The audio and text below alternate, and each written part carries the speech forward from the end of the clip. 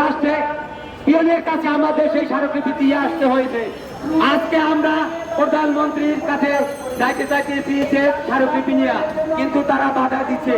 আমরা এই 6 মাস পর্যন্ত কোথাও কোনো রাস্তা অবরোধ করিনি, কোনো ভাঙচুর করিনি, আজও করবো না।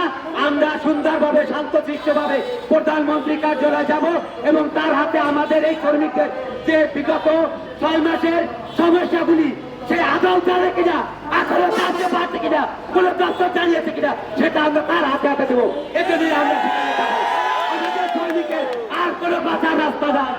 এখন যদি প্রধানমন্ত্রী তাদেরকে বাঁচাইতে পারে না, এই সৈনিকরা আর বাঁচার কোনো রাস্তা নাই। এই রাস্তা সব বন্ধ করে দিয়েছে। প্রত্যেকটা দপ্তরে আমরা লিখিত দিয়েছি, মিটিংও দিয়েছি, ধর্ণা করেছি। সরকারি পুলিশ ছিল এবং গোয়েন্দা সংস্থা ছিল, কোনো সুযোগ আদায় নাই। অতএব আমরা প্রধানমন্ত্রী কার্যালয়ে যাবো। সবাই প্রস্তুত হন, সবাই রওনা দেন।